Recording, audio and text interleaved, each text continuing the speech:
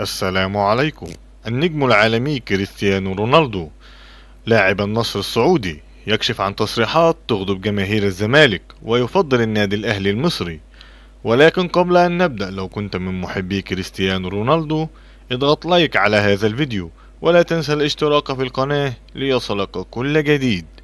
صرح النجم كريستيانو رونالدو في صحيفة سكاي نيوز عربية أنه يرغب في لعب البطولة العربية، وسأتمكن من الاقتراب من الفرق العربية ومعرفة الأجواء العربية، وأنا سعيد بهذه المشاركة، فهي أول تجربة لي على المستوى الكروي والفني.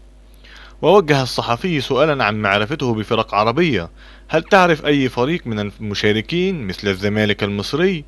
فقاطعه كريستيانو وقال: لا أعلم سوى منتخب مصر الذي واجهته من قبل، ولا أعلم إلا النادي الأهلي المصري، فهو كثير المشاركة في كأس العالم للأندية، وأرى أن النادي الأهلي هو حقا فريق رائع وأعلم عنه الكثير، وأعلم أنه مسيطر على الكرة الأفريقية بشكل عام، ولكن الزمالك هو من سيشارك. حقيقة لا أعرف معلومات عنه، ولكن في أثناء البطولة سأتمكن من معرفة جميع الفرق بشكل أوضح.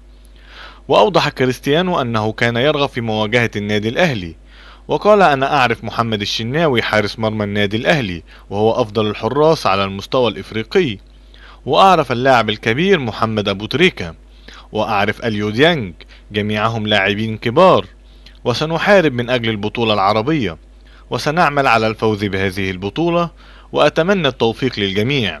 وفي النهاية لا تنسى الاشتراك في القناة ليصلك كل جديد.